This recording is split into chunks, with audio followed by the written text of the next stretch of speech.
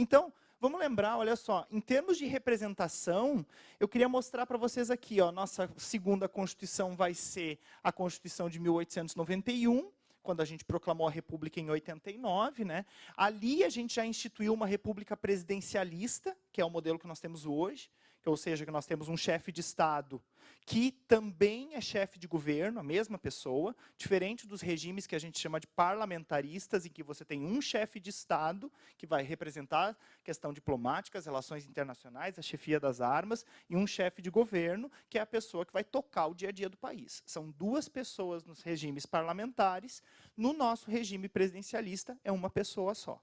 Tá?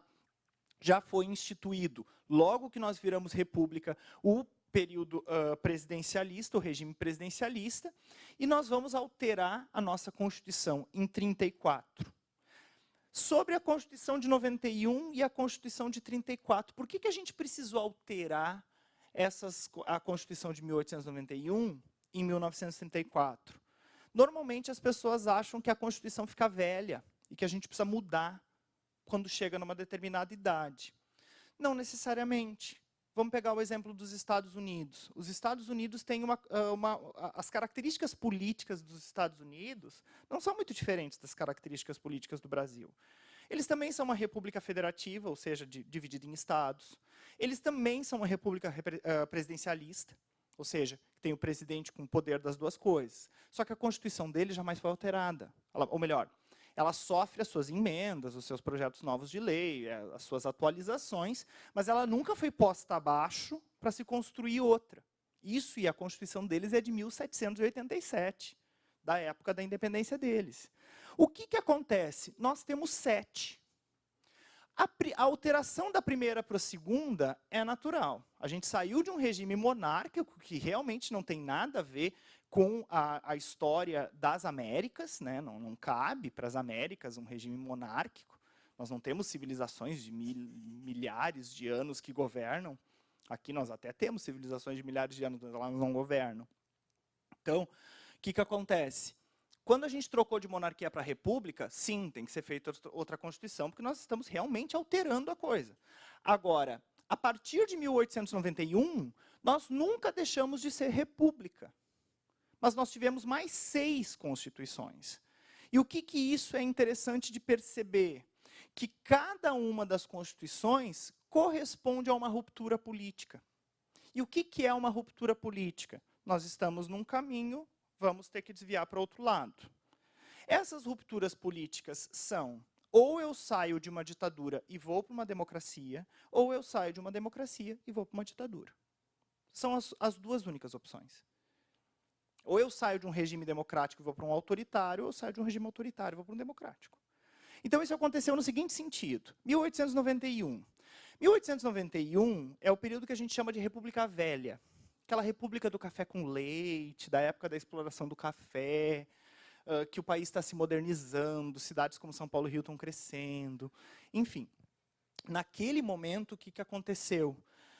Nós tínhamos, em 1891, a primeira Constituição, ela dava direito a votos apenas para homens, brancos, maiores de 21 e com renda X. E a participação política, a renda era menor para votar nos municípios, intermediária para votar nos estados e alta para votar para a federação, para o governo federal. Então, quanto mais se avançava na escala política brasileira, nas esferas da política brasileira, da divisão do Estado brasileiro, maior era a renda que a pessoa precisava ter para poder votar, e somente os homens. Então, o que acontece? Esse regime que vigorou, que a gente chama de República Velha, ou República do Café com Leite, esse regime, ele dava poder para grupos muito pequenos de famílias. E esse regime se quebrou por uma ruptura de dentro do próprio regime, quando, no caso, o governador do Rio Grande do Sul, Getúlio Vargas, concorreu à presidência da República, perdeu a eleição, porque na época as eleições também não se sabia se ele perdeu ou não perdeu, porque elas eram fraudadas, mas oficialmente ele perdeu. Mas ele tinha ao seu lado uma parte do exército, notadamente os mais jovens. Ele tinha políticos interessados, desse jogo antigo, interessados na manutenção do poder e que estavam insatisfeitos com o poder que estava rolando. Ele tinha também uma crise internacional em 29, que abateu o país também como argumento. E ele sobe ao poder e destitui o presidente da época, que é o presidente Washington Luiz, e impede o vencedor da eleição, que era Júlio Prestes, de assumir o poder. E ele governa por 15 anos. Só que esse governo do presidente Vargas de 15 anos, ele começa em 30 e ele termina em 45. Observem aqui comigo as datas que nós temos ali. Ele governou o país durante 15 anos ininterruptos e durante o seu tempo tiveram 2 constituições.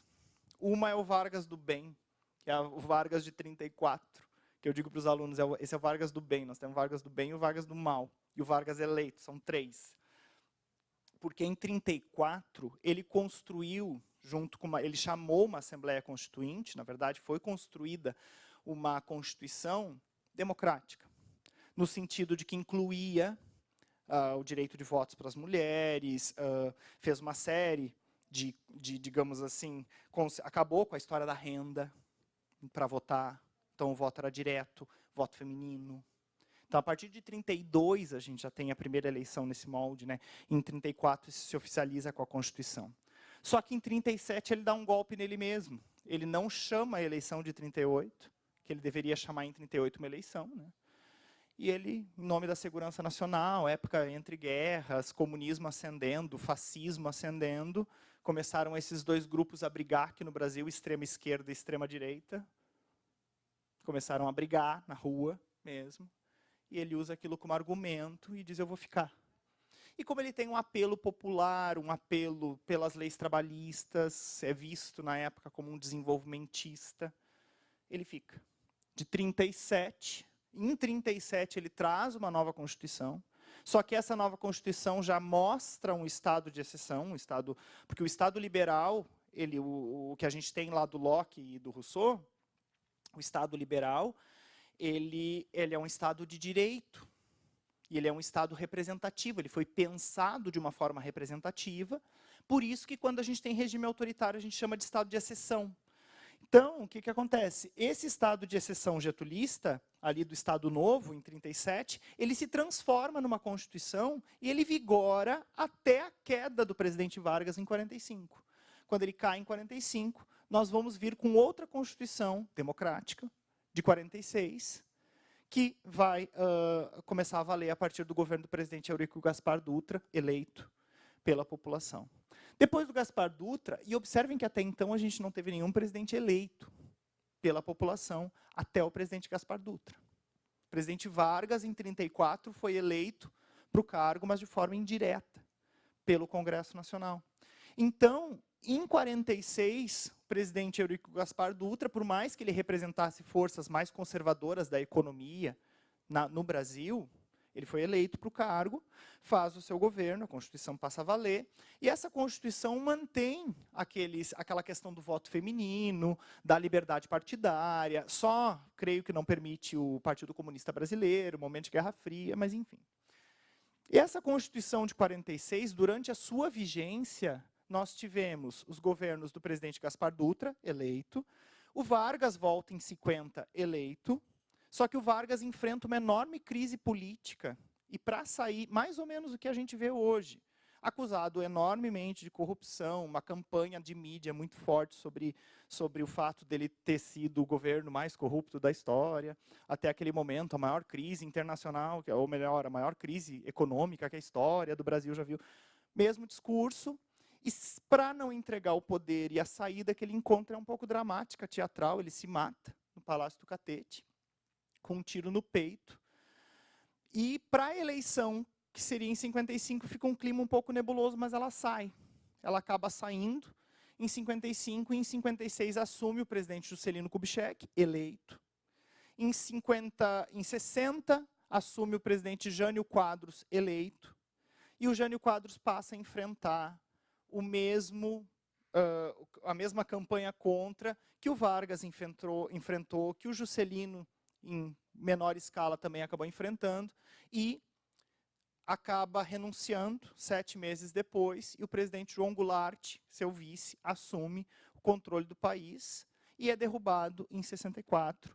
em virtude de que ele chamou o país para fazer reformas estruturais, que tirariam o poder da terra, que traria, digamos assim, um controle de remessas para o exterior, faria reforma educacional, uma série de coisas, atendendo a pedidos de movimentos sociais. Cai o governo.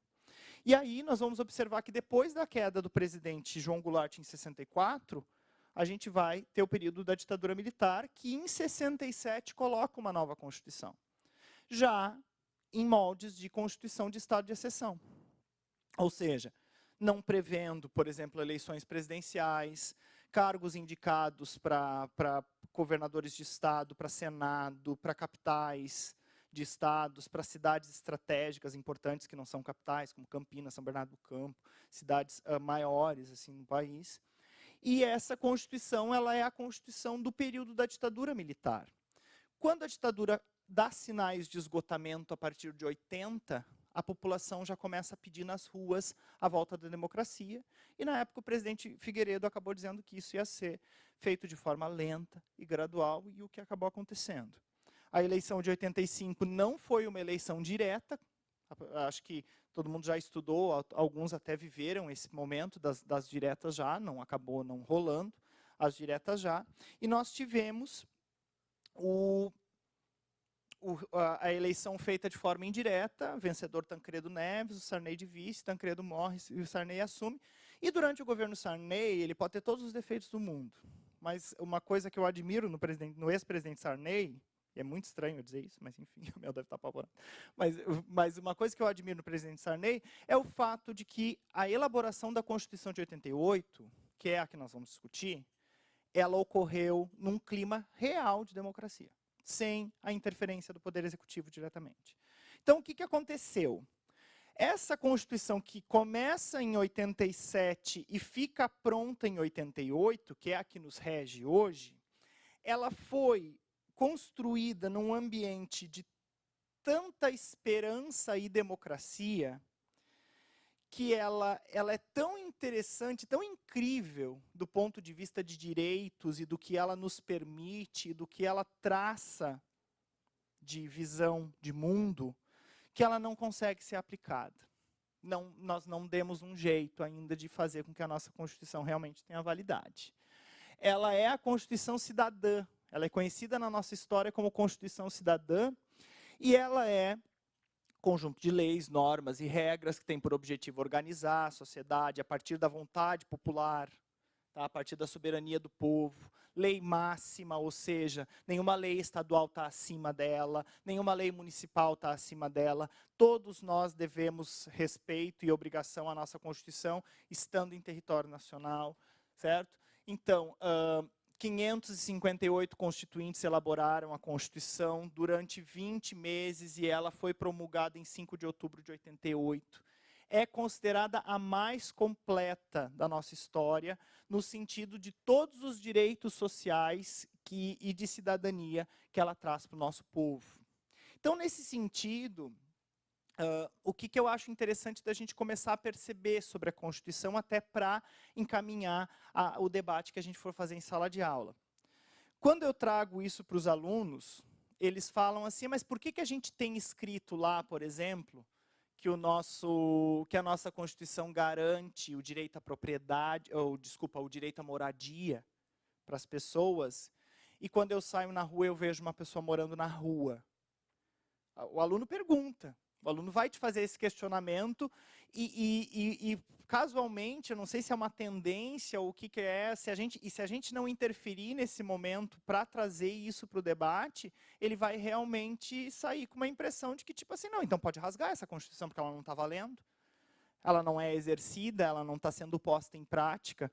Mas, então, o que eu acho interessante a gente começar a pensar? A nossa Constituição, ou aquilo que a gente elaborou como sociedade, como contrato, serve como norte. Eu posso não ter hoje, mas eu sei onde eu quero chegar, para onde eu estou indo. Isso a gente faz com tudo na nossa vida.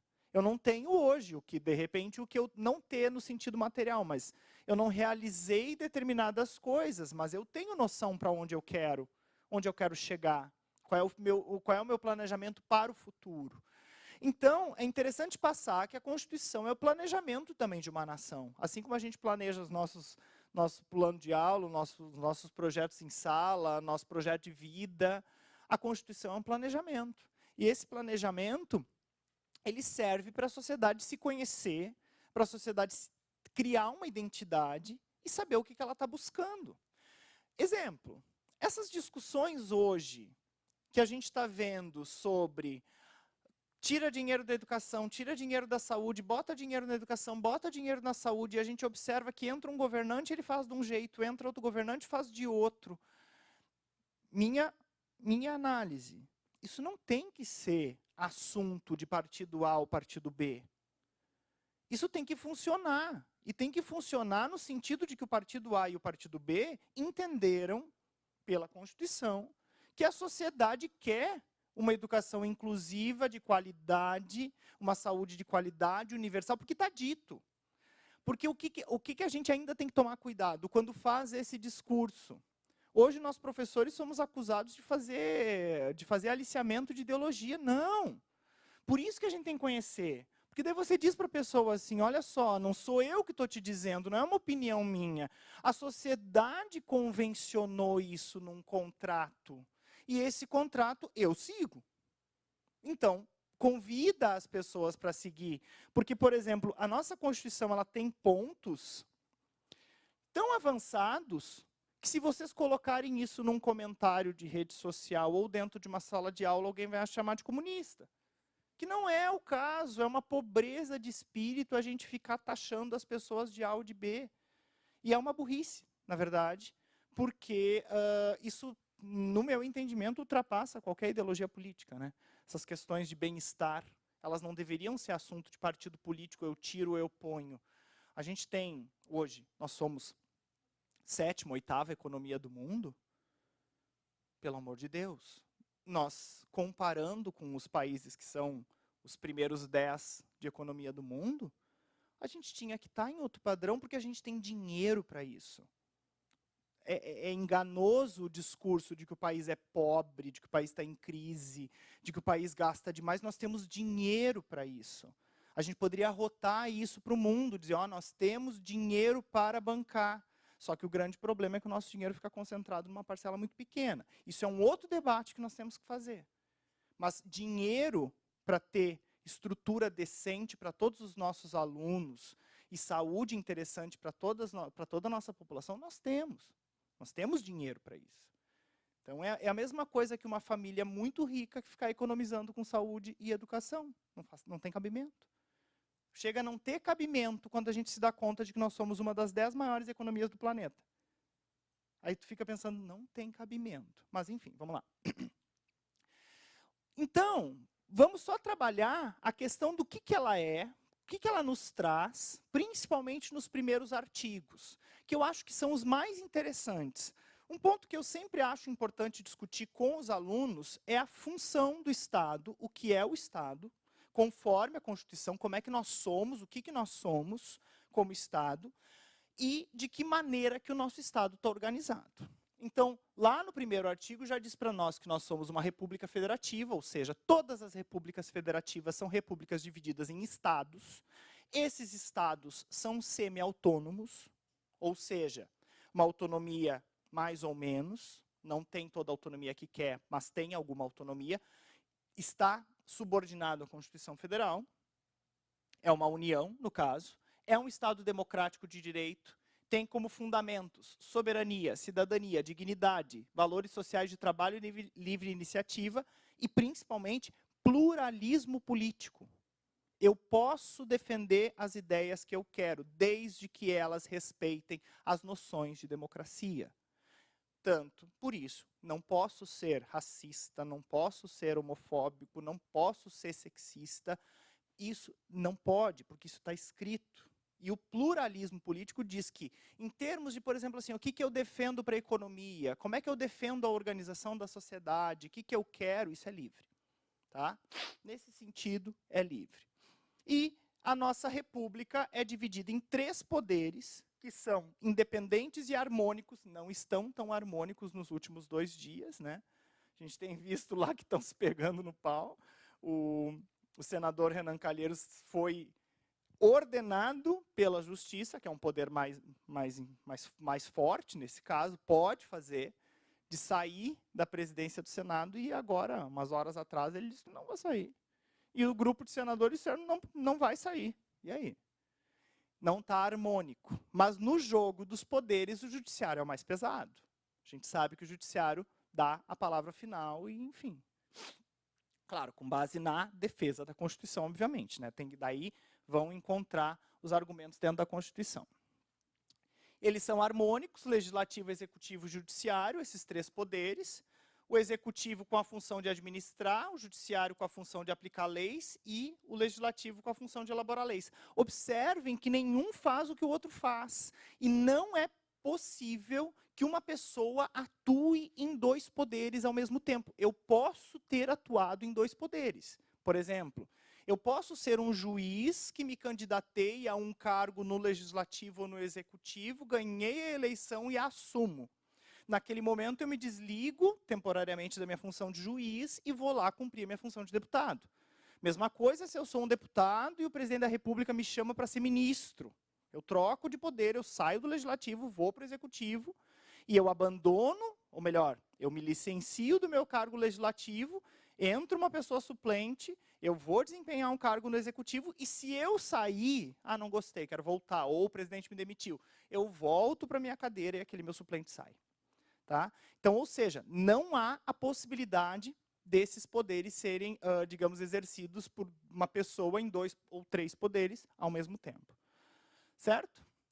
Aqui depois eu disponibilizo isso para vocês, uma brincadeirinha para fazer com criança, quando a gente explicar os poderes, tá? Da turma da Mônica, as funções políticas aqui, e vocês terem aqui os três poderes da República, porque isso se replica para estados e municípios, essa divisão, né, de três poderes se replica para estados e municípios. Então, sobre ainda os objetivos da nossa Constituição, observem como aquilo que eu falei para vocês de a gente não ter medo do discurso pró-Constituição, mas tem que estar fundamentado, porque senão vão achar que a gente está fazendo uma propaganda política, e não é. Observem, uma sociedade livre, justa e solidária, isso está no 3º artigo da nossa Constituição. Desenvolvimento nacional, ou seja, pensar que as riquezas brasileiras são riquezas que devem servir ao povo brasileiro. Olha aqui, erradicar a pobreza e a marginalização, reduzir as desigualdades sociais e regionais, além de promover o bem-estar de todos, sem preconceito de origem, raça, cor, idade e quaisquer outras formas de discriminação. Então, quando a gente entra com um discurso de igualdade dentro de sala de aula, não é um discurso ideológico. A gente está cumprindo com aquilo que a nossa Constituição ordena que cada cidadão faça. Então, e também levantar para os nossos alunos e debater nas nossas reuniões pedagógicas e conversar com os nossos pares, quando que as pessoas vão entender que quem está no poder realmente são elas?